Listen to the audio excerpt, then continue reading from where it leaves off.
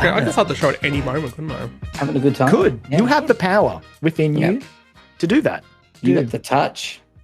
Welcome to Story Mode, a video game podcast. I'm your host, Jesse Munner, and I'm joined by two delicious, tall drinks of water. I was going to say energy drinks, but I thought that was a bit on the nose, wouldn't it be? I Joel- have no energy left, so. Jolly Probably Mac more Mac energy. Oh, hey. and There's probably more Kyran energy drink- Momo. How we doing? As I said, there's probably more I wasn't energy ready drink for in me than there is actual water. So I think it would probably be an applicable just from like years of residue. Oh yeah, I have that thick, sticky blood. Mm-hmm. Yeah. You know. Yeah. Ants love me. Doctors hate me. I'm like one of those little like shitty ads you see at the bottom of a website, like 10 reasons why ants love him. Yep. Doctors hate this man because of his hot sticky blood. Speaking of hot Energy, sticky though. blood, how we doing? I'm good. I'm good. Good. Just I'm December is recovering. destroying me, but I'm good. Yeah. And it's only Um, the 6th. Don't do that. I'm recovering from being hot and sticky on Friday. Personal? And that is exactly how it sounds. No, I'm like, you might be able to see me peeling a little bit because I went to Good Things on Friday and didn't wear sunscreen like an absolute. I've seen so- some brutal sunburn. Yeah, same. Yeah. And Friday wasn't even that bad. Like it was okay Friday, but yeah, I wonder if we can See, get there.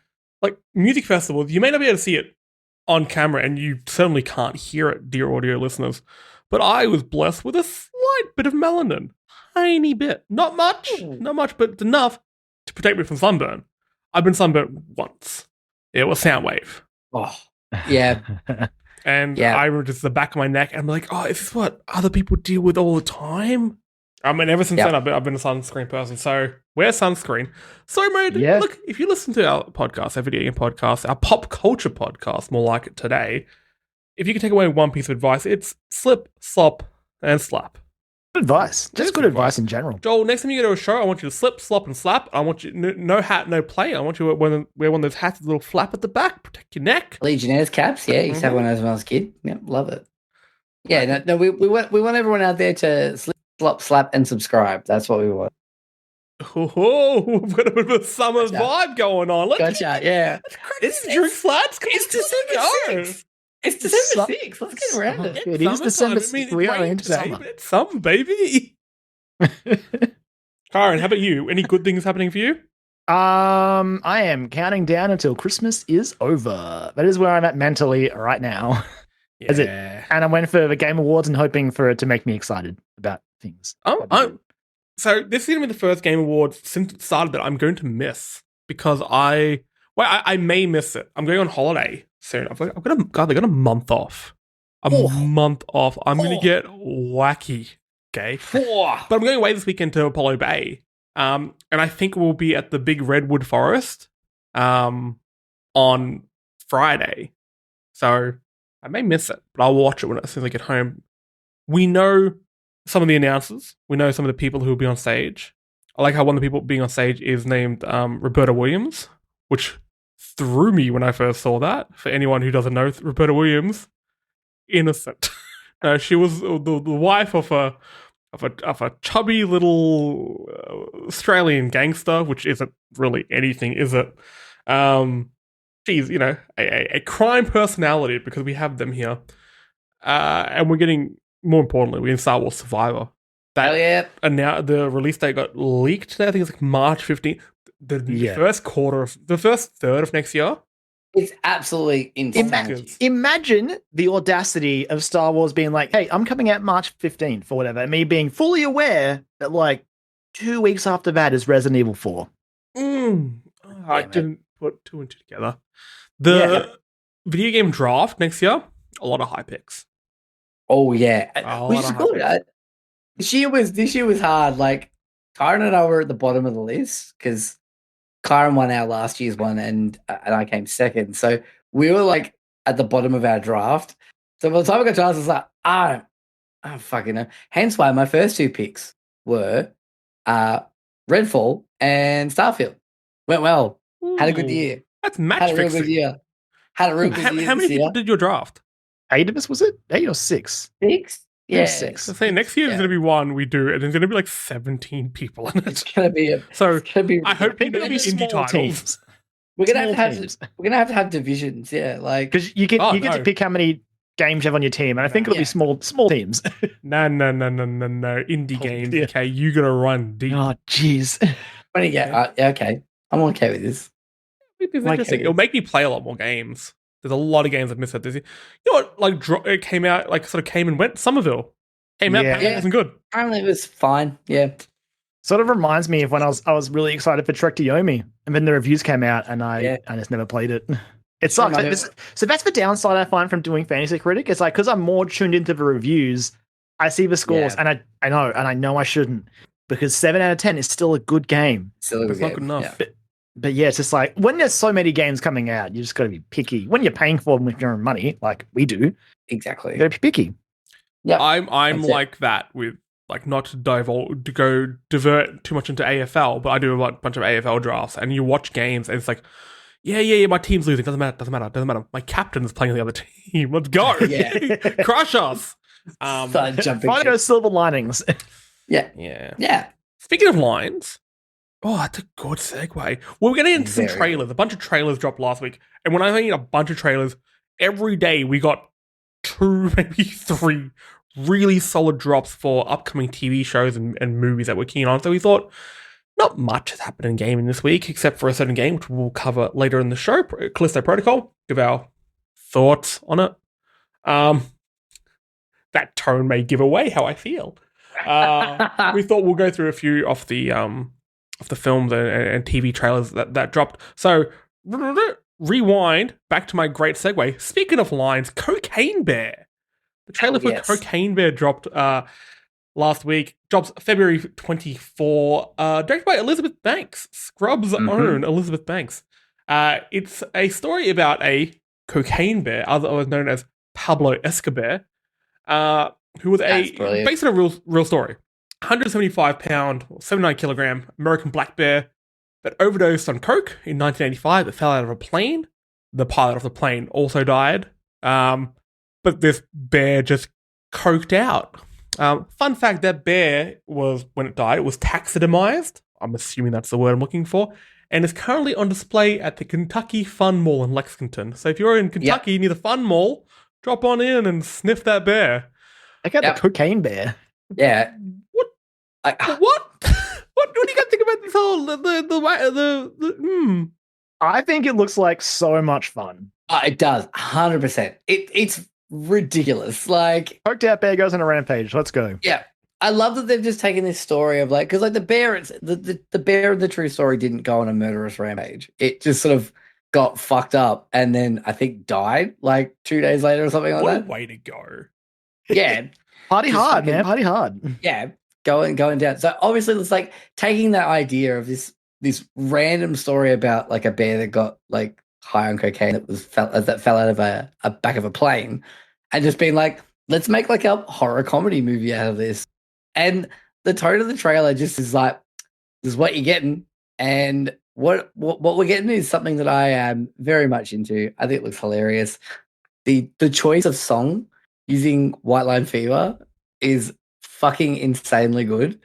And then having like that build up to that, like, get higher, baby, and don't ever come down. And then the trailer stops. It's like, this is great. And then the tagline at the end as well, which is get in line February 20th. Like, that's great. Yeah, how does a bear roll up a $50 note, Kyran? Really good question. Look, I'm going to have to do some research and get back to you. He's being honest. He's left $50 notes and off the severed leg of a human being, as you can see in the trailer. Right, yeah. So that's fair enough. And to be fair, as we saw from Cocaine Bear, like he doesn't.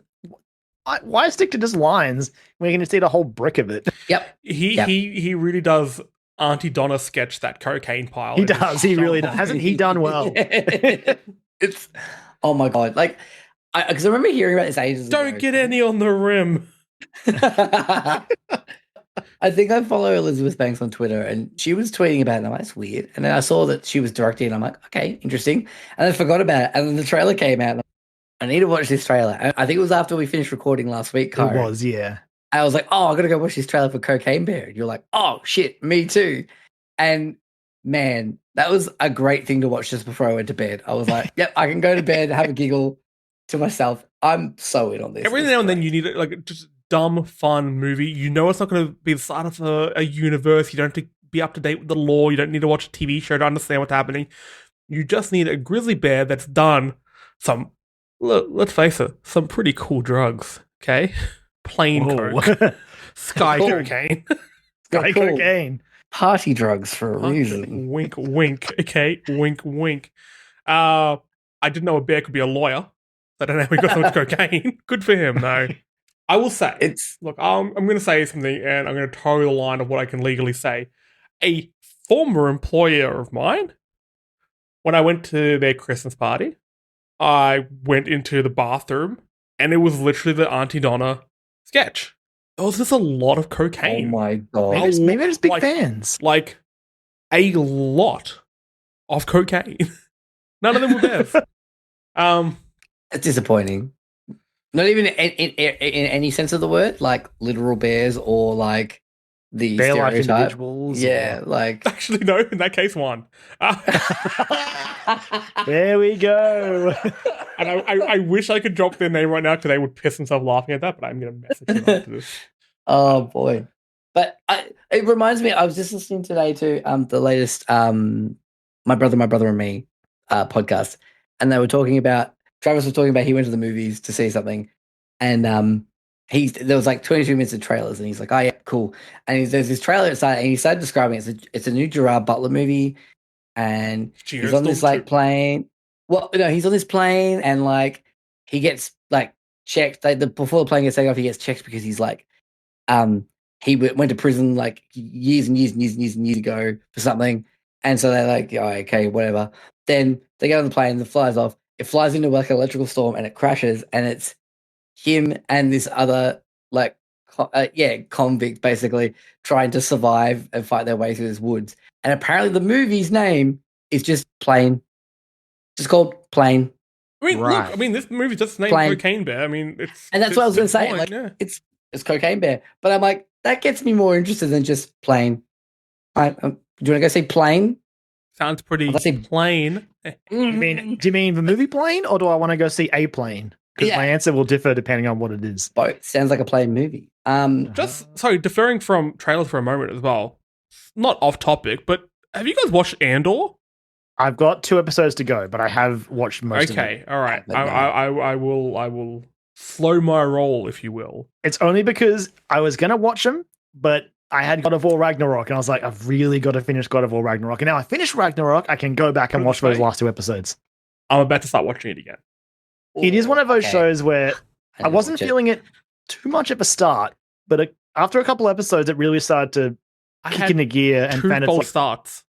Yeah. I had 2 false starts of the show where I just watched it. I'm like, I can't hear what people are saying. It just seems a bit all over the place, like the politics of it all. I like the idea that, like, no, they weren't going to introduce, like, Jedi and stuff. They said that from the get-go. I think Jedis and Sith are the most boring parts of Star Wars at the moment. I want to know about absolutely the little, like, I want to know about the rebellion and stuff like that. I won't talk about it too much, but if it wasn't for Severance, it would be my show of the year. Oh, Severance is a very good show. Severance is phenomenal. And Gwendolyn Christie's going to be in season 2. Oh my god! Oh, dude, the cast of Severance season 2 is insane. I love Gwendolyn Christie. I didn't look this up. This reminds me, I haven't watched Sandman yet. Speaking of sand, the next trailer we have, Indiana Jones and the Dial of Destiny. God, I hate that June. name. Yeah, it's so bad. Oh, stupid. It's such a bad name. June 30 next year. Harrison Ford should be at the premiere. Who knows? He's pretty old. It's the 5th and final Indiana Jones film. And look, Harrison seems pretty happy about it. I love how much he loves being Indiana Jones. He just loves it. He does. Such a grumpy man, but he loves his hat, doesn't he? His little cowboy his hat and his whip. His little John Williams score. Yep. Are you guys Indiana Jones fans? I like the trilogy. And they're fun movies. The 3 movies, which there are only 3 movies. I like when he slaps the kid. That's pretty funny. I don't know. He winds up. I like them. Harrison, that wasn't the script. I'm acting. I like them because they are just fun. They are fun adventure movies, and I think without them, I mean, we wouldn't have Uncharted. Really, like Uncharted is basically. Uncharted will still exist. I mean, I guess that relies on us Yeah, not getting Tomb Raider. I'd say as long as Tomb Raider exists. Okay, well, yeah, but I mean, though, but you know, you have like this sort of like happy-go-lucky, wisecracking sort of protagonist as well. Lara Croft was pretty. He's a happy-go-lucky, wisecracking protagonist with a body count. Yeah, that's when they throw that too. Yep. Yeah, I do love the whole thing that I think it's the first Indiana Jones with the Pandora's boxes in it. I love how people have broken it down and said like, if Indy wasn't in that film, nothing would have changed. They still open the box like idiots because they're fucking Nazis. True. Okay, it's very true. Classic Nazi behavior. Really. Famous for being idiots. Okay, they open up this box like a bunch of chumps. They get their faces knocked off in a very graphic scene. And then in the third one, he meets Hitler. That's right. Oh, yeah, shit. He fucking meets Hitler. This film was 3.5 hours. Okay, James Cameron Avatar 2-esque time frame of Harrison Jones. I can feel like Harrison Jones because he's a footballer. Harrison Ford. Harrison Jones, Essendon footballer. Thanks for playing. Harrison Ford. I like how none of you guys corrected me on that. Yeah, I'll let it slide. Yeah, Harrison Ford. Just whipping Nazis for 3.5 hours. I'd watch that. It's a great premise for a movie. Yeah, especially lately. It's a reason. It's like exactly why, like, even though they were good games in their own right, like the two recent mainline Wolfenstein games were great because it's like, hey man, so good. do you want to shoot some Nazis? And it's like, yes. Do you want to dual wield heavy machine guns and wipe out Nazis? Yeah, let's just get wacky with it. I'm like, all right, let's do it. Speaking of games, though, do you think we're gonna get an Indiana Jones game trailer at the Game Awards? Actually, that would line up pretty damn well. That would, yeah. A Machine Head, isn't it? Yeah. Like, maybe. I could see it happening. I could see it getting just a check-in. I hope Jeff Keighley pulls Harrison Ford up on stage to announce it. He will be so mad. He will fly his little one-seater plane into the auditorium. He would hate it so much. We wouldn't even know if it's on purpose or not because he keeps flying to golf courses and shit. He's got Kihei Kwan just next to him just to keep him constant and just to like ground him. Just like, okay, short ends here next to me. I need to be cool. And just waiting for someone to ask him about Star Wars. Yeah. So we can just unleash. He's got his whip in his hand just in case. Get away from me, you nerd. But so in the trailer, we see Mads Mikkelsen and Antonio Banderas as the villains. Fuck yeah, Mads. Our boy, friend of the show. Love Mads. And Phoebe Waller-Bridge as Indy's goddaughter. Waller-Bridge. Fucking yes. Good cast. This looks... It looks like a good like adventure romp, and we don't really get these sort of films anymore. As much as I'm not the biggest Indiana Jones fan, I'll go see this. Just to see how they cap it off, because as we mentioned from the jump, Dial of Destiny is a shit name for a film. Really bad. It's really bad. It's bad. Like Crystal Skull, bad film, doesn't exist. Pretty cool name for the film, though. Cool hey, do you guys want to go see Dodd? Want to see Dodd? I want to see Plane. Dodd. Indiana Jones Dodd. Indy Dodd. Ig Dodd. Indy Dodd sounds like an event for indie games. It does. Indy Dodd. It does. Welcome to Indy Dodd 2022. Sounds like a background character in a cantina scene in Star Wars. Don't! Harrison will come for us. No. You say Star Wars 3 times to a mirror. I hear him playing. Why can I hear him playing? All right. Oh, God. The next one we have is a TV show spin-off of the fantastic show, The Boys, which I got onto really late, but it is one of the best things on TV. Gore, everything aside, because I know that's what draws a lot of people in. The story and the commentary, very good. This is called Gen V. So Gen V explores the lives of hormonal soups who are competing for the top ranking at America's only college exclusively for young adult superheroes, which is run by Vought. School's called Vulcan University, and this looks like Riverdale. I was going to say Riverdale Cross or something else. No, it just looks like the next season of Riverdale, because that show got Riverdale wild. It's the boys' version of Skins. Like, that's what's going to be. And instead of lots and lots of drugs, it's lots and lots of beheadings. There's going to be a very, very, very fun masturbation scene. Oh, yeah. Yep. It's going to be very funny. It's, The Boys is so good, especially after season 3 this year. So you guys are fully caught up on The Boys? No. Kyran's not. Dude. I am. Holy It was shit. something about season 3. I will get back to it, but I don't know. I just wasn't feeling it. I think it was at a time when shit was really bleak as it was, and I'm like, That's fair. I don't need this in my life right now.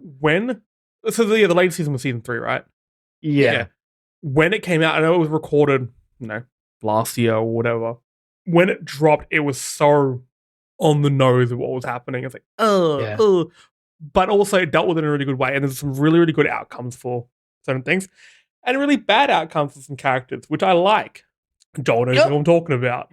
Yep. And it is a scene. Oh, yep. It's a thing that is existing and is going to kick off some bad shit. It's extremely, extremely, extremely good. What do you guys think of Gen V, Gen 5, if you will? Gen 5. I again, coming off the back of watching season 3 of The Boys this year and just loving what it's putting down as, bleak and horrific as it is. I'm interested to see. It still feels like it's going to have that sort of like serious tone to it, but I feel like they could go a little bit more lighthearted. Is not the word. Can't really think of the word I want to use, but small scale. The Boys is like a microcosm of proper political commentary. They draw on real life, and they have the characters play out, different roles in that. I would like this to be more about like the social relationships between superheroes and actually being I want to be more story driven and more character driven than The Boys, which I think is more political commentary driven. But at the same time, it looks like they're going to touch on a lot of things like there's a lot of mentions of like cancel culture and everything like that in this. So I hope it doesn't get too on the nose with like millennial topics, or what TV shows think are millennial topics. The interesting thing is, you see a lot of characters from The Boys in it. So you see Fast Runner. I forget the names. You see A-Train. A-Train, sure, if you will. You see Redhead Assistant. Madeline or something like that, but I don't think that's doing better than I am. And you see memorable characters, guys. Memorable characters. Nazi stepdad. Stepdad. Yeah. Yep. I'm hoping they don't water down The Boys too much by just having a bunch of different spin-offs and shows, because we've seen a bunch of franchises, Star Wars. I was going to say, that ballooned out really quickly, and then everything got watered down because of it. Considering there are some characters from it, do you think? I mean, I know they're already shooting season 4 of The Boys, but do you think with this, because this is coming out next year, isn't it? Yeah. Do you think The Boys will also come out next year, or do you think confirmed? Both of them coming out next year, which does worry me a little more. I definitely cannot watch both of these in 1 year without, Yeah, it's gonna be. Yeah, I'll have to pick one. Watch Gen V. Then watch Cocaine Bear, the palate cleanse. Okay. And then watch, there you go. Watch The Boys with slightly tingly gums. You're still on brand. It's still slightly on brand. I'm excited for this. I just to see what it could be. It could be. What it could be. That is bloody advertising. The Boys. I just want to see if it's different from The Boys, right? That's what I kind of want to see. Or is it just more of a Boys, but with like different characters? I mean, from the trailers, it could go either way. It does. It's selling that whole thing of what The Boys sort of markets itself on a little bit to get people in the door, which is the fact that it is so gory, grotesque, and gory, and it's like the same way like Saw became torture porn.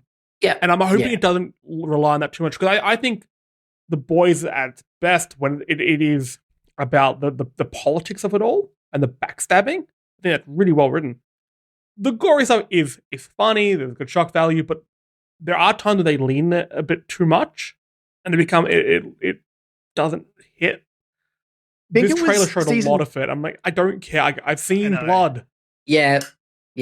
Although the girl with like I think she's the main character with like the weird like vine hand thing when she like lashes out and lops the guy's head off. It's pretty cool. That's cool. It's pretty cool power. I remember season 2, there was like every episode, there was one moment where I'd be like, you'd be watching an episode of season 2, you'd be like, it's going to happen in a second now. In a second, oh God, okay, there it is. All right, well, now we can get on with the episode. You've seen some of season 3 though, right? Yeah, I've watched like the first 2 episodes. Oh, so you've seen Dick explode, right? I've seen, and that was honestly one of the points where I'm like, do I need to watch this show? I don't know. That could have been. I just didn't need to see that. Yeah. Watch the behind the scenes of them making that set. They were really bummed out that they had to give it back. Give it back to who? I don't know. I've seen the This is behind my the scenes. arrangements. I've seen the behind the scenes of Herogasm. That was very funny. Messy.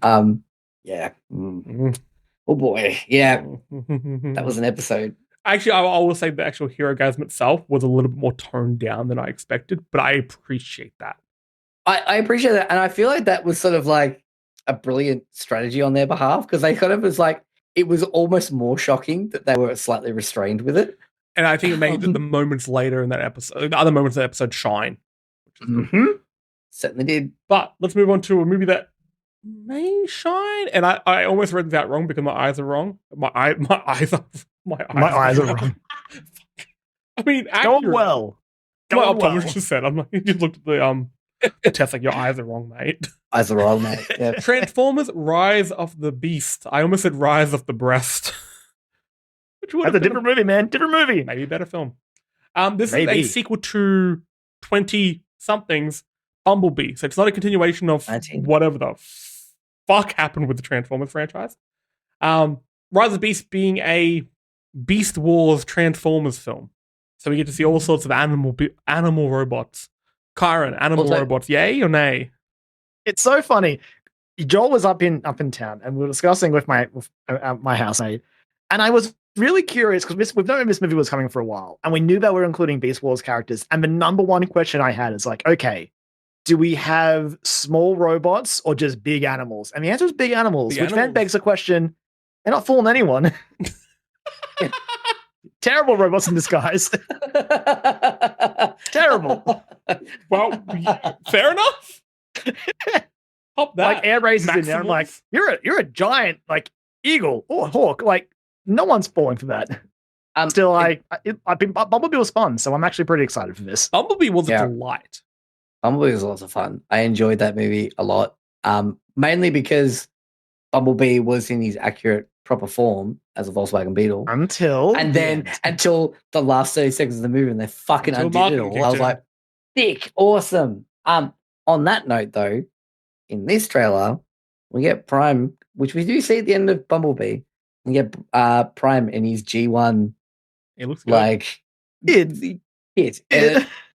And honestly, the face mask comes up. Like, fucking, come on. Look, come on. One of my favorite parts of Bumblebee is the entire G1 sequence. I was just like watching it like this, being like, that's the movie I want. Look, it's Soundwave and they're all here. And then I look at the Bayformers, I'm like, what the fuck went wrong here? Huh? I feel like... Well, I think this isn't a bug about the Transformers films. So what they mess up in Bayformers, I'm going to be using that term because I love it. As soon as I heard it, I love it. Yeah, Bayformers. When I watched the first one, I think it was at the peak when people were just like amazed by CGI.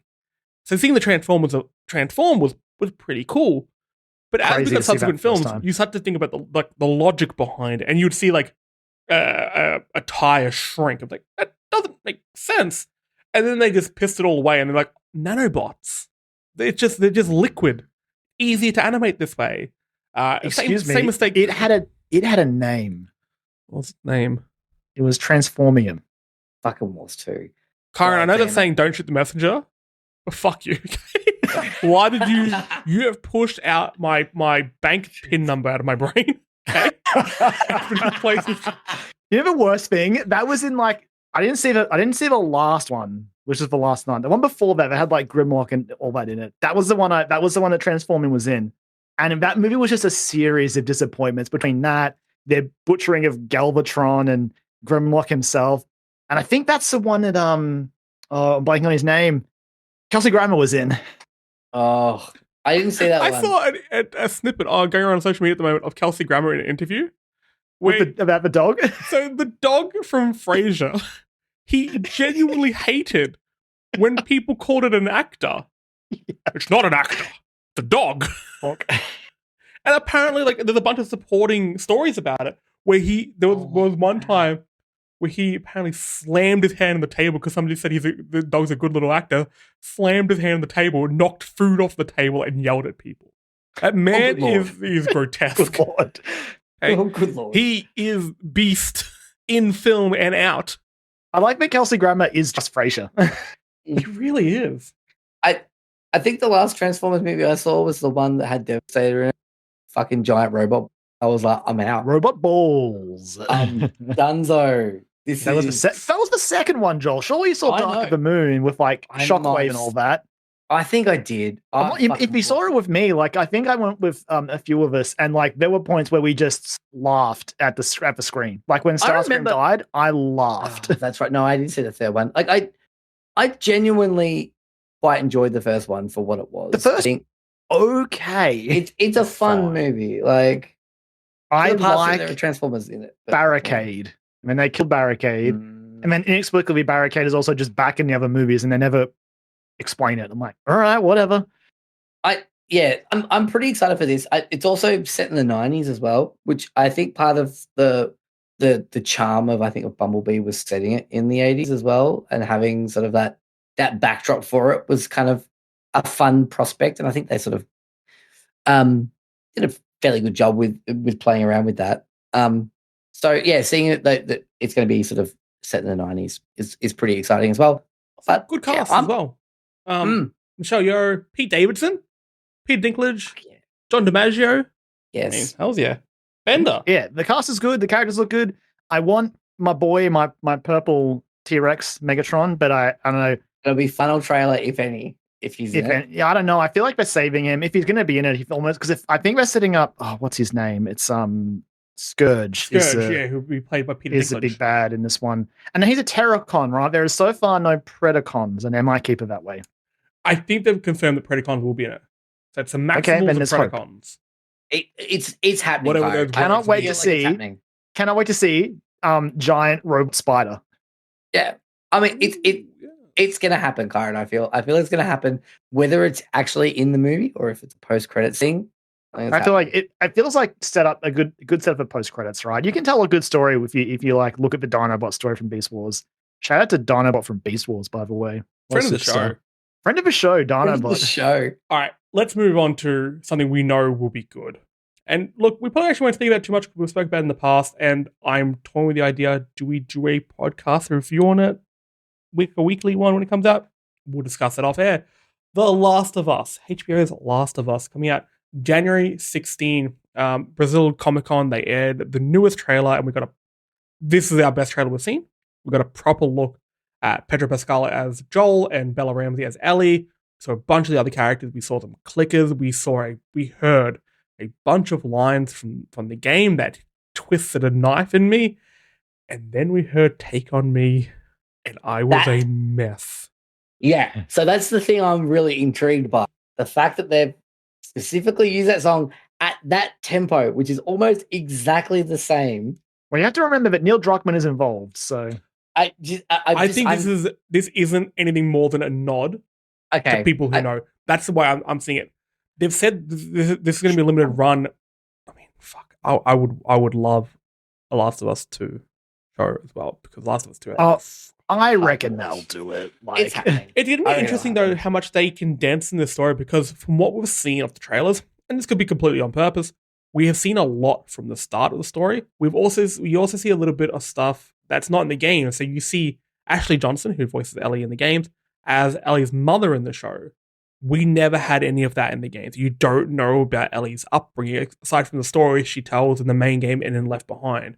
Speaking of Left Behind, you also see a lot of Left Behind in it. Will they be flashbacks? I'm hoping what happens is, and I think I may have said this in the podcast before, every episode starts with a little bit of Left Behind, and the last episode, look, spoiling Left Behind, The Last of Us, I'm sorry. The last episode starts with her realizing she's immune and ends with the survivor's guilt. Oh. So kind of like, probably a weak comparison to make, have you guys read Watchmen? No. A long time ago, yes. Do you remember the whole thing about the pirate?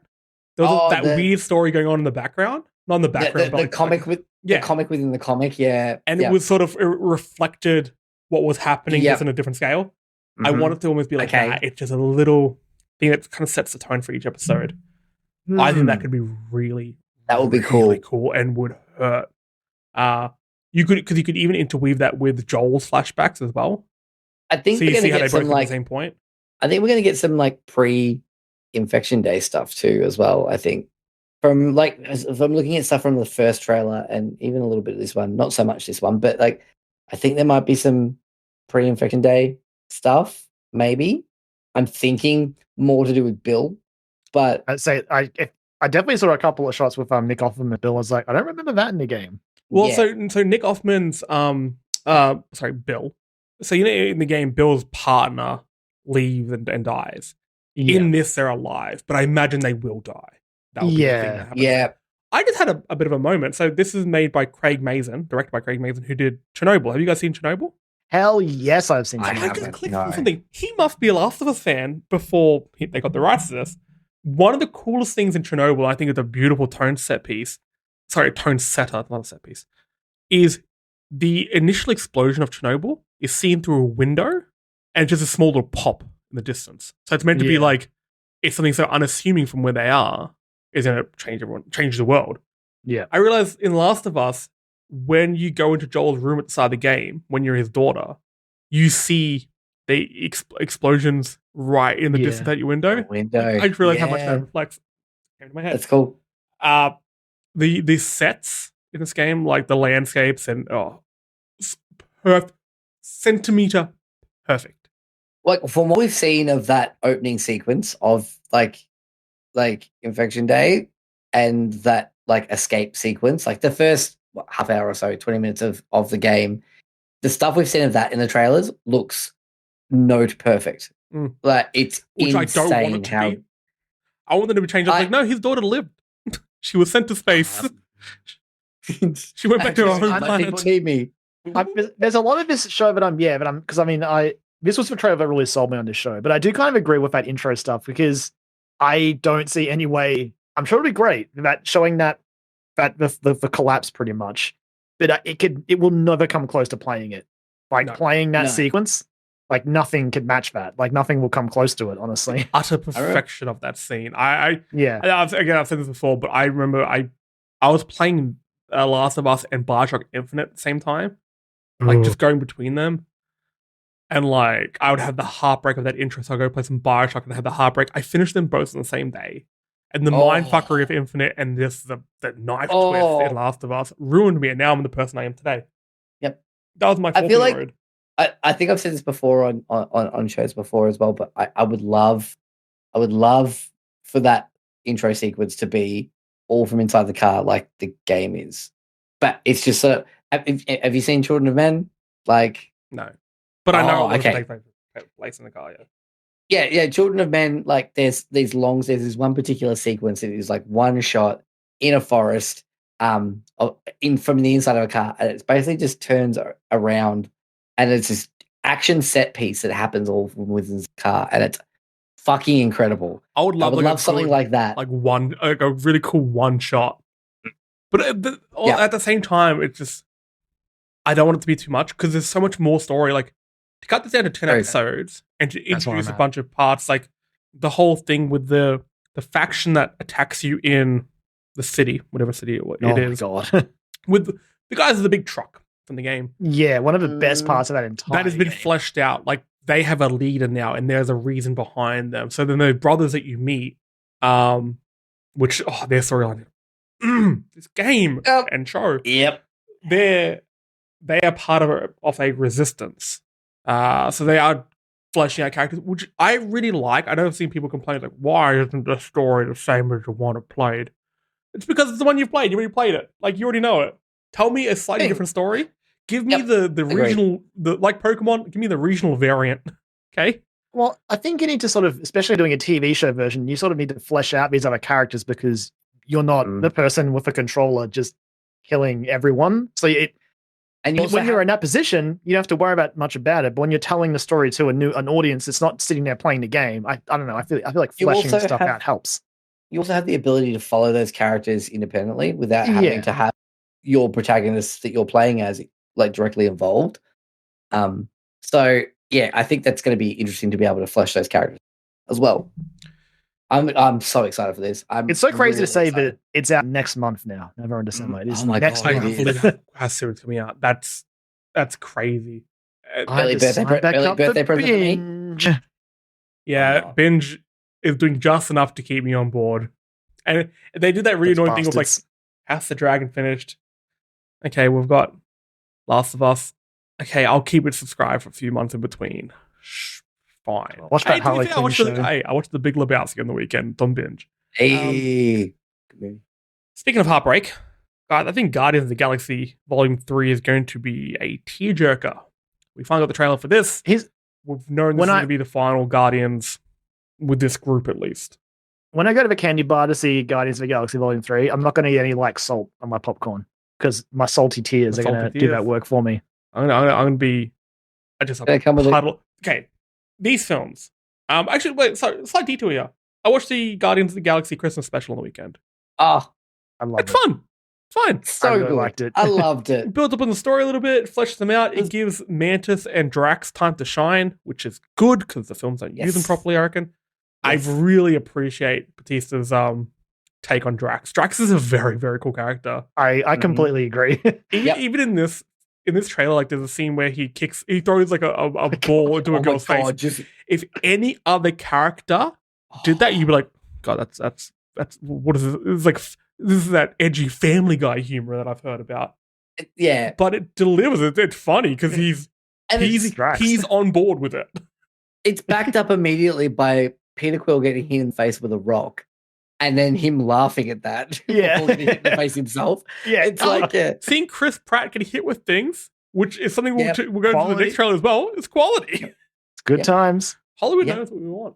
So in the trailer, we see a bunch of things, but I think the most noteworthy is this is clearly going to be a Rocket film. I think the word going around for a while was this movie was going to deal with his origins, which we've heard before are tragic in the film. He's talks about how many times he was ripped apart, put back together, and how much he lost of himself doing that. There is a cut between a raccoon and then Rocket, and we're going to see him get tortured. Also, but it also looks like he has friends. Shout out to Lila. Little Otter? That's for Otter, isn't it? Yeah. Yeah. That's his. Jesus Christ. And it was mentioned. I mean, she's from the comics as well, and I'm pretty sure she's in the game as well. I think she was in the Telltale one. She's in the Telltale one. Really I feel like she was in. Was she now? Maybe she was in both of them. I thought she was in. I feel like she's in like a flashback sequence of the Crystal Dynamics. Crystal Dynamics. Yeah. Maybe no. It was Honest Montreal. Honest Montreal. Thank you. Yeah. So. But it was also mentioned in like the introduction, like the police lineup in the first movie. It lists like companions Groot and Lila as his two companions. Yep. On the rundown of information on the side of the screen. Yeah. So it's going to break our hearts. It's going to break our hearts into 1,000 times. Is Rocket dying? Yeah. I don't know. No. It seems too obvious. It seems really way too obvious to be. I think it seems unless obvious. that's the one that James Gunn is willing to give us. Because I feel like feels obvious, but an obvious death in the film is, I think, one of the issues we've had with a lot of films and TV shows and beloved characters of recent memory is that temptation to subvert expectations, and when you subvert expectations, you also get rid of a lot of build up. I think they've been building up to Rocket. Yep, that's exactly what I was thinking about. Sorry about that. Don't know what happened there. But there's a build up. Rocket's character has changed. He was very selfish, number one, and then he started to become more of a team player. And then even in this one, he's like, "Let's all stick together. Let's go out one last time. Let's get it done." Like, I'm done running. It's like so good. Yeah. How has Bradley Cooper embodied this little rat boy with a gun and made us? He's got a home in our hearts. Look, at the end of this trailer, you see Peter Quill and Groot with multiple arms shooting everyone angry. Like they're mad. And I don't think I've seen them mad in a film. And Groot says, "We are Groot" as well. Instead of "I am Groot." So good. And then you also get that part where you see Peter genuinely like grief-stricken over what looks like in a hospital room or something like that. Yeah, it looks like it's over an operating table. And Mantis is there as well. Mantis. Like, Mantis later on. Mantis would have a shocker if something like that happened. She'd be feeling everyone's sad. Yeah, and that's it. That like her face looks like she is going through fucking hell. And amongst all of this, we've got to remember we also have the Gamora plot thread and the Adam Warlock high evolutionary. You got the Adam Warlock who's been. I thought it was going to be one of the plot points they just dropped because look, the Marvel graveyard of drop plots is pretty big. I thought Adam Warlock was going to be in there, but they brought it back. They really want Adam Warlock in the MCU, I think. Yeah, I rewatched Guardians 2 on the weekend actually, and because my son wanted to watch something with Groot in it. I'm like, let's watch the start of Guardians 2 because it's incredible. And then I was like, oh baby Groot, I'm gonna fucking leave this movie on. Hey, that big octopus thing comes back. It does. Yep, yeah. That's back as well. I've watched so many fucking like breakdowns and things of this trailer because the Guardians are my favorite. Like they are. I remember when Guardians of the Galaxy got announced, and I was sort of like, riding that Avengers wave of like, I love these Marvel movies, and they announced that this series was coming that's going to have like a character called Rocket Raccoon, a talking tree that just says his name over and over again. And I'm Chris Pratt, and you're like, Chris Pratt's fantastic. Parks and Rec, he's a fantastic guy. And exactly. The tree that says that one line over and over is voiced by Vin Diesel. And the raccoon's going to be Bradley Cooper. It's like, yeah, like what the hell? I'm like, I'm fucking. And you're like, sorry, Avatar Zoe Saldana. Excuse me. I remember being so excited for it, and then when that trailer came out, and then when that movie came out, I saw that movie. I want to say about 5 times at the cinemas because I fucking adored that movie. I mean, Guardians 1 was also the movie where I think a lot of people realize that, man, the MCU can kind of do anything at this point. Because I never even really heard of the Guardians of the Galaxy. But yeah, after I saw the first movie, I was just like, I fucking love this chosen family theme. Let's go. I think it was the point that Marvel realized. True. The MCU as well. Because they were like, we're going to give this to not an unknown director, but like a director who wasn't at like a high profile. There's no Kenneth Branaghs or Chamber of Secrets, Kenneth Branagh. Yeah, right. Shots fired. How's he doing? How's Death on the Nile? Yeah, enemy of the show, Kenneth Branagh. Yeah, will fuck you up, Kenneth. But yeah, giving it to someone like James Gunn, and then now we can see that trend of like that's followed on of. And James Gunn's had a pretty good career. He got a promotion recently. Mm-hmm. It'd be funny if the end of this movie he tanks it, he ruins the MCU, and he ditches off to DC. It's like I killed them all. At the end, it's just going to say, "Oh, Earth exploded as well. They're all dead."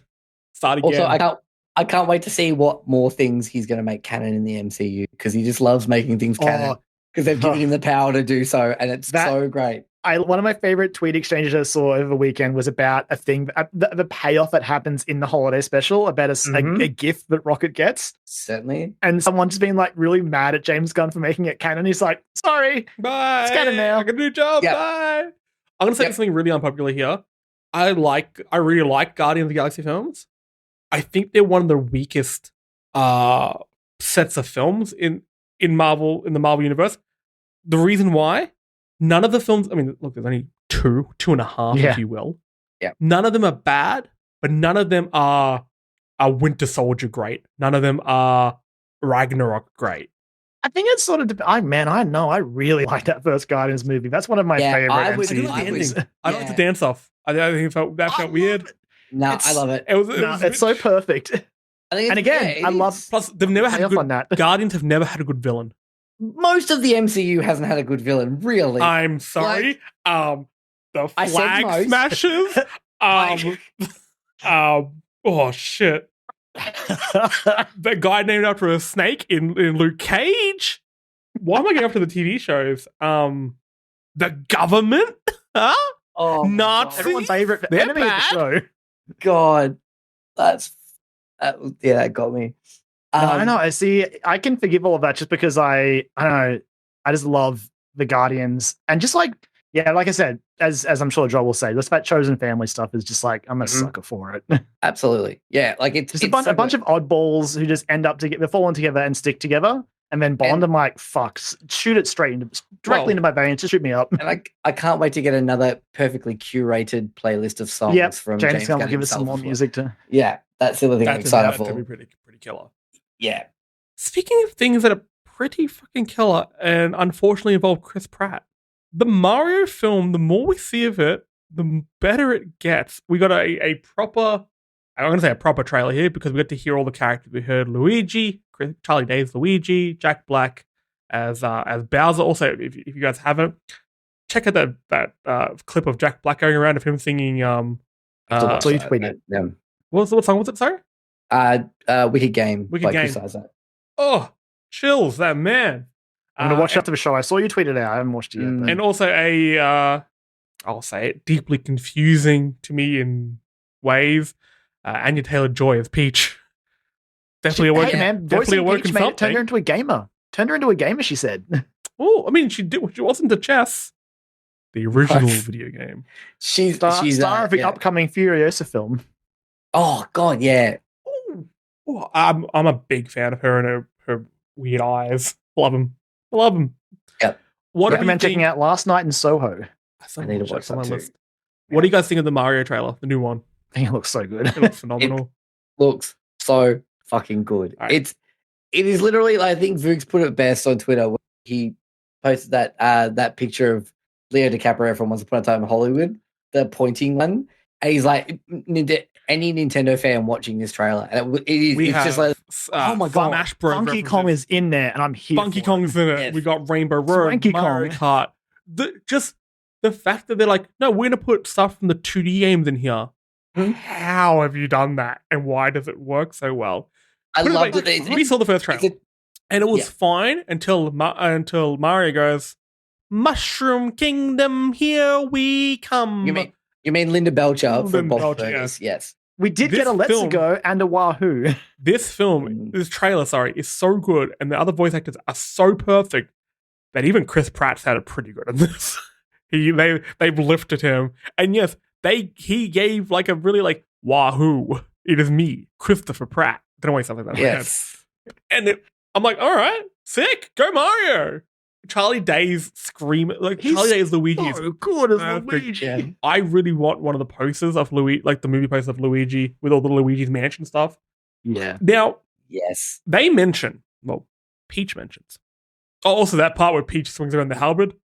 Whoa, cool. So good. I am so glad we're not doing Damsel Peach, right? We're doing like badass Peach. Well, badass Peach. The thing, it looks like we're doing the classic Mario of like, we're not not classic Mario, but like more modern Mario in some way of we're not rescuing Peach, we're rescuing the Luigi, kingdom. like or the kingdom as well, but like Luigi is in trouble. Like, finding Luigi is definitely the plot point, but I don't think it's going to be a long. Luigi's not there in the Mario Kart part, which also the Mad Max part. The Mad Max part blew my fucking mind. I was like, I did not expect them to do Mario Kart in this. So many Kongs. Also, one of my favorite things is dumb shit conservatives. If you're one of them, turn the fucking podcast off. Fuck off. A bunch of them on social media was like, LGBT with their rainbows. It's like, what are you talking about? Like a Mario Kart. They have the just anyway. Conservative, fuck you. End me of a show. there's a little thing that Peach says, and she talks about saving the galaxy. Do we think we are going to see flashes, kind of like Multiverse of Madness when they're going through the portals and you see all the different dimensions? Are we going to see little bits of other games?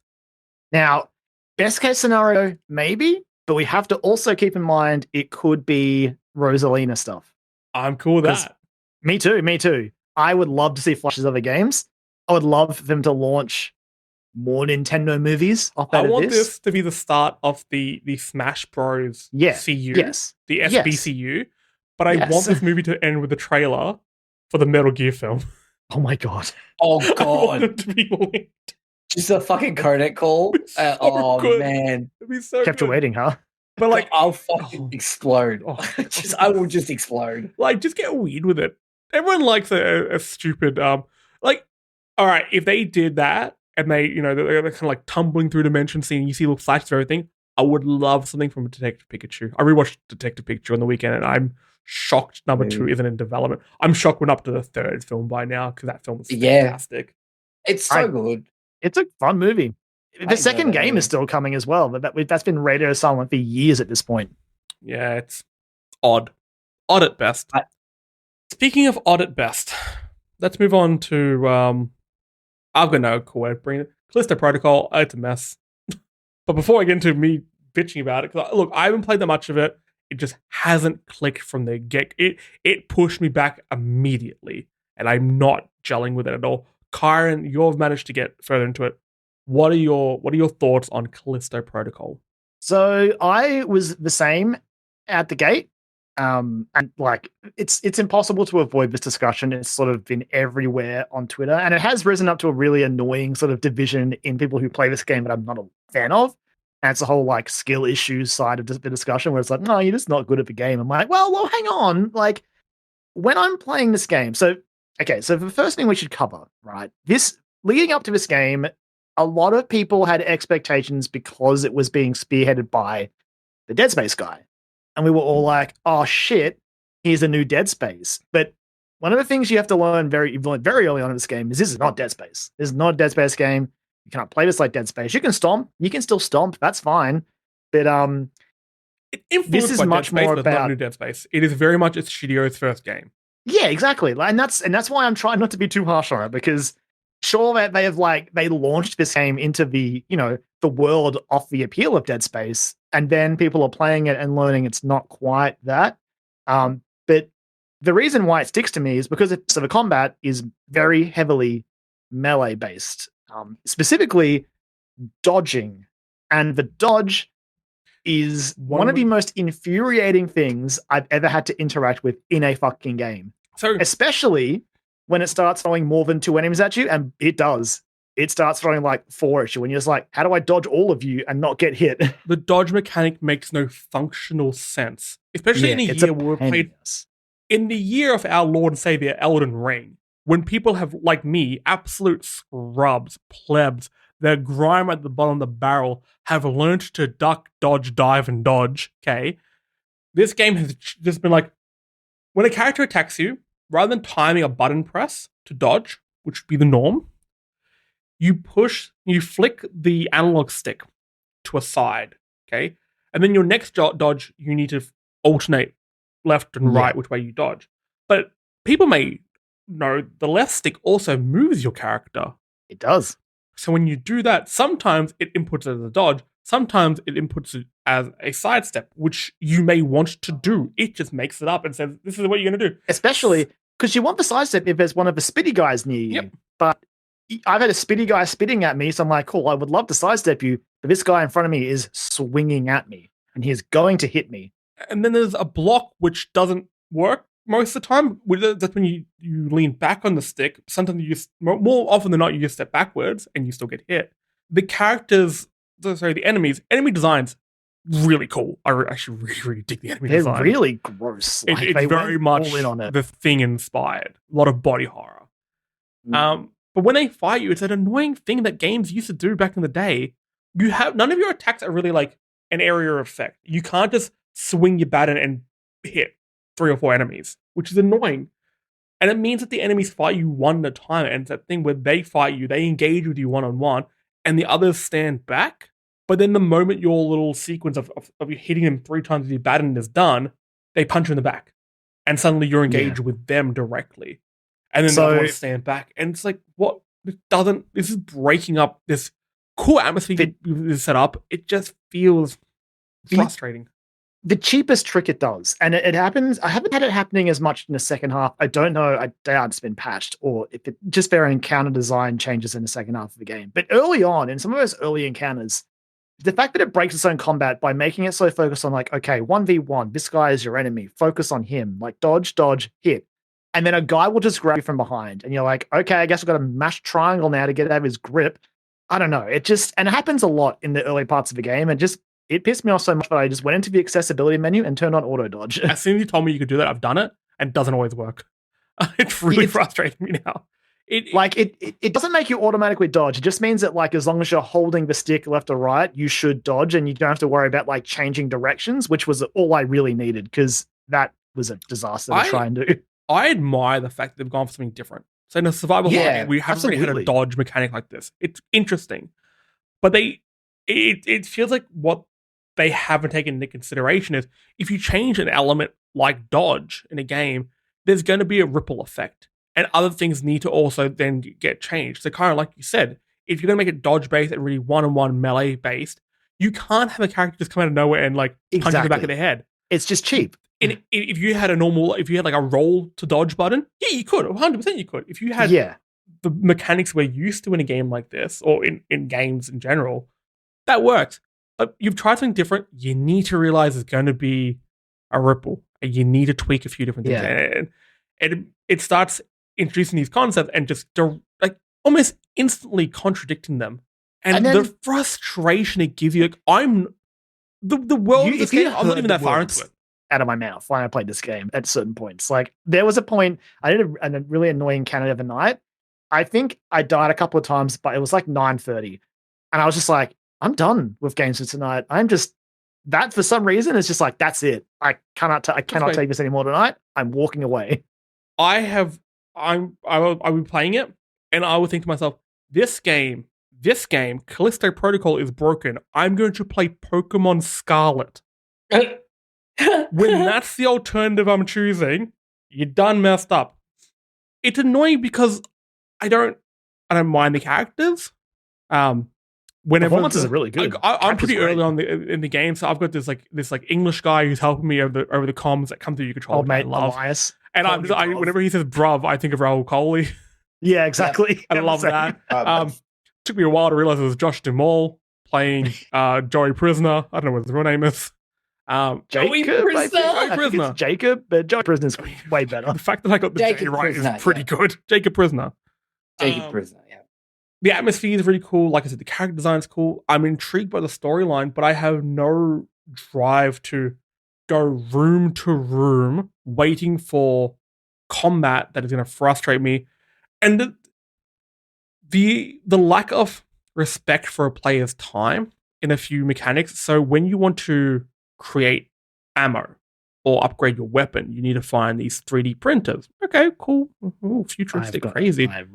There's a big thing I'm ready to unleash on about this game in a second. So long. And then when you want to heal, you're like, okay, look, I'm not the bravest guy in the world. Shock horror. If I was in a situation where some sort of four-mouthed devil hell prison monster is chasing me down a hallway and I need to heal myself with some sort of like little healing gun, I would just jam it in my neck, keep on running, okay? But instead, your character, Josh Duhamel, if you will, takes a knee, looks at it like he's never seen it before. Takes a knee, puts it in his neck. Delicious. Then gets up. Slowly injects it so you watch for health increase. And by the way, you've got to remember, this is all happening real time. So I've had moments where I'm doing that and I'm watching an enemy shamble towards me like, fucking come on, hurry up. And there's no, like, there's skill trees in the game, but there's no skill to, like, speed your shit up faster. And you can get knocked out of that animation as well. You can get knocked out of your heal animation. And again, a lot of these things are fine. I get it. It does make the survival part of the survival horror interesting sometimes, except when it's frustrating and the game has its checkpoints are so bad. Oh my.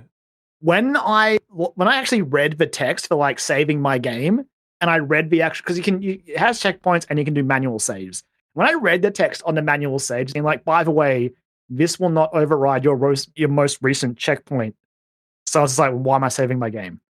Oh. So basically what that means is, and again, I did a really big fight last night where it was like 4 waves of enemies and a boss. Before I went into that fight, I was like, cool, I've got some resources. I want to do some upgrades. I'll do that, blah, blah, blah, blah, blah. Put a bunch of upgrades in my guns and my baton and all that, whatever.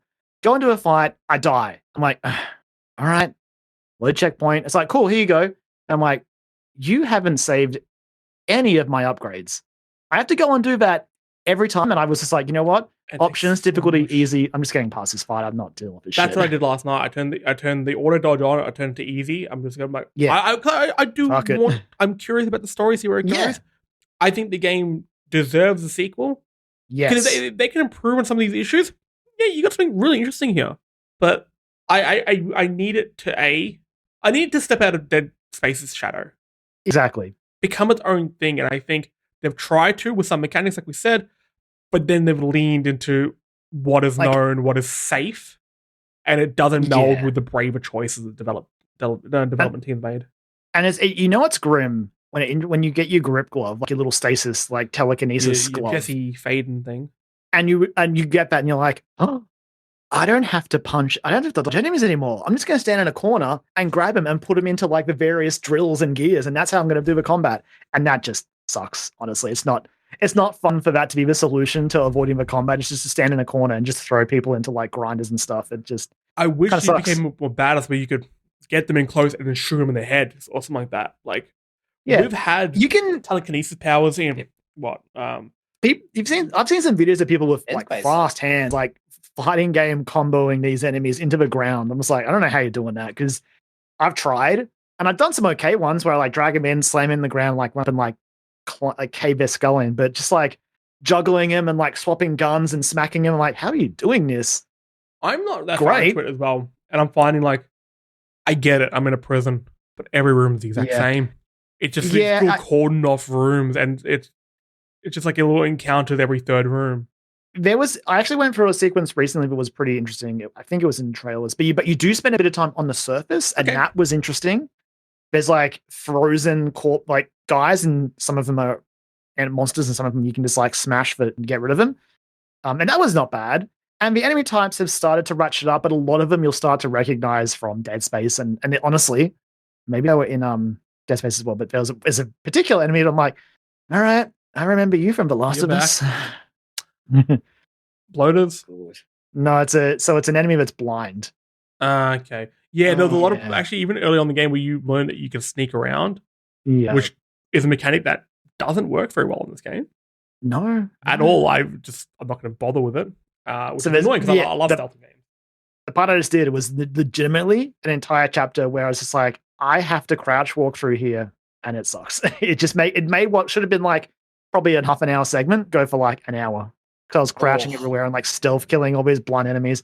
It kind of sucked. But again, like the area was really gross and interesting to be in, and the setting's interesting, and I have the story I'm worried is not going to pay off in any way, but I'm spending more time with Danny Nakamura, which is what's her name from The Boys? Karen. Yeah. But yeah, so I'm spending more time with her now, and I'm like, okay, this is interesting. But again, then I run into a combat encounter, and then the game just grinds to a halt as I stand in a corner and either dodge, hit, shoot, or pick up, throw, and grinder. That's really the two solutions to combat. Back in primary school and high school, whenever I got a report from a teacher, it would say, you're capable of more. And that would be my review of the game. I know how the teachers feel. Because there are elements of this that are really bold, brave, and interesting choices made. That could set, could change the genre, really. Like the dodge mechanic, if done right, could be really, really interesting. And I would like to see it explored in more games. But the choices they made weren't followed up with changing the rest to suit it. Oh my God. That's from something else about this game that annoyed me. So I did mention the bad checkpoints, right?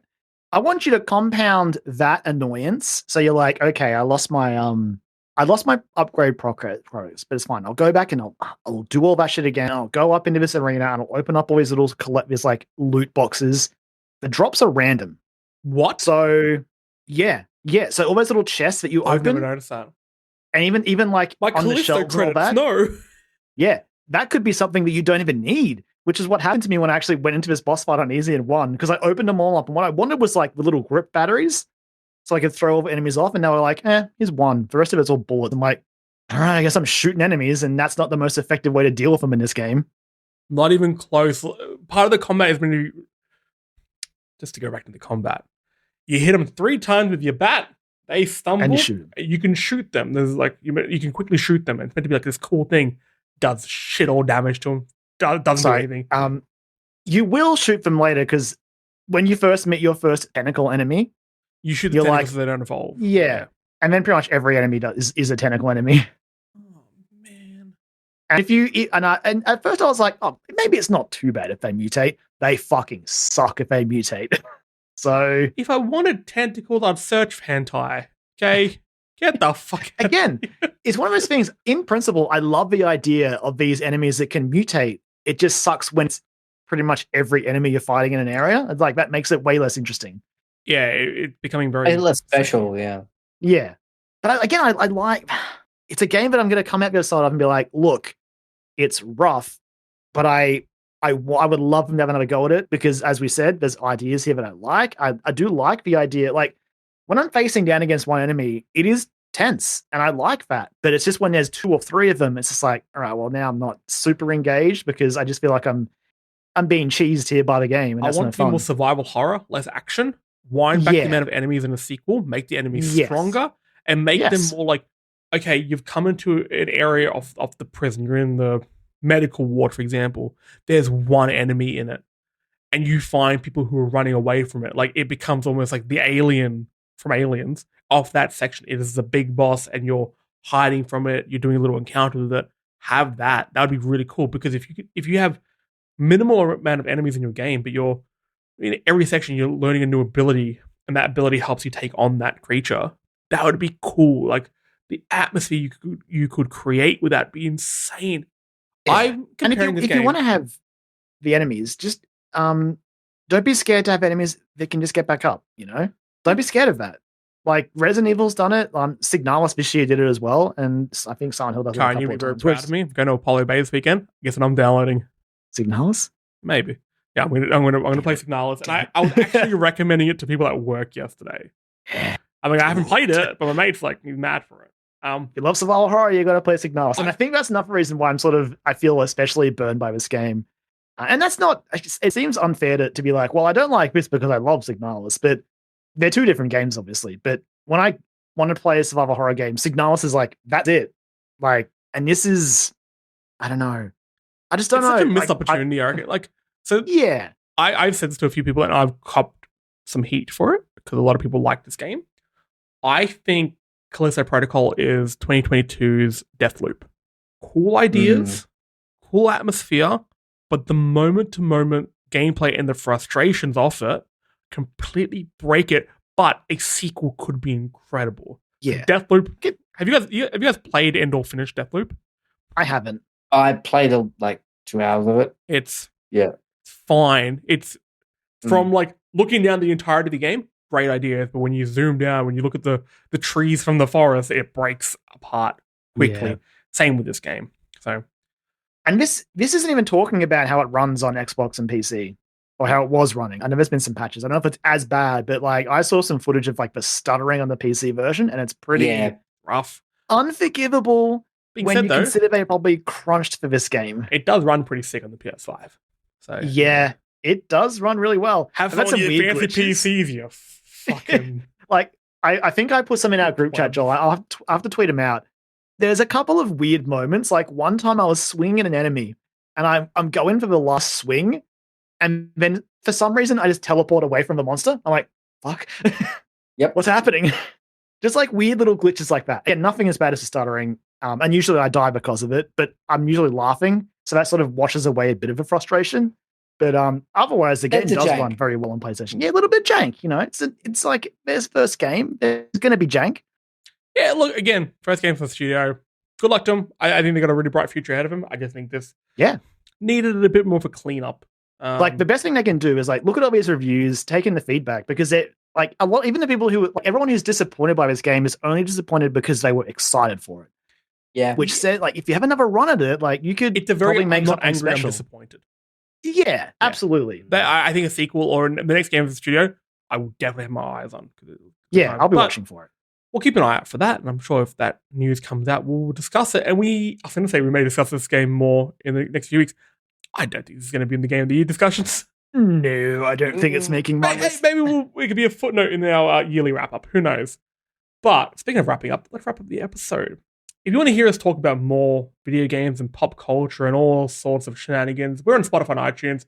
Search for Story Mode, a video game podcast. You can also search for dialogue options. Hear Joel and Kyran talking about all things gaming. Subscribe, leave us a review, show the Story Mode Gaming Network some love. Give us a sweet little kiss in the forehead before you put us to sleep. Of course, you can follow us on Facebook, Twitter, Instagram, and when it comes back, Hive at Storyman AUS. Check every day for Hive. I check every day. I want to come back. We're also on Twitch at twitch.tv/StorymanAUS. We record these podcasts live every single week. We also have a bunch of video game streams at the moment. Simon's playing a bit of Pokemon. And when I go and leave, I know I've been saying this for a while, I'm going to play Jack 2 because it's the best game ever made. You can follow us individually on Twitter as well. I'm at Jesse Spanner. Joel, where you at? I'm at Jolie Mac.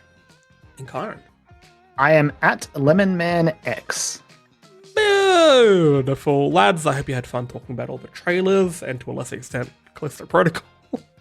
I'm going to play it now. That's the annoying thing. I'm going to finish it. I have to finish it. It's I feel obliged. I know it's not too long, which is good. Yeah, no, it's not. It is very linear. Very linear. Oh, yeah. Ooh, And you feel punished for going off the side roads. Now I'm taking us back into discussion. Like sometimes you go down a side path and like, oh, I picked up a health pack. And then the game goes, spawn a monster. I'm like, if this thing kills me, then this item that is down here is going to be different. How dare you do this to me? Anyway. I also made a mistake when I saw my first like spinning fan. Look, on most games you walk into a spinning fan, you can't walk into it. Your character's smart enough. No. Little bits. It was a room with like 2 spinning like drills, and I was like, I reckon I could like walk through those. No, I got sucked in. God damn it. Well, guys, I was gonna say guys and lads, so I called you gads. Gads. Hey, gads. Gadzooks. Thanks for joining in. Hope you had fun. Always. Dear listeners, hope you enjoyed it as well. Hope you're excited for the films. I hope you're enjoying Callisto Protocol. Hope you're having fun with it. But if you're not, or if you are, come yell at us on social media. With that, we'll bid you a fond farewell. So go play some games, stay safe, and we'll catch you next week. Toodles. Bye. Toodles. Bye.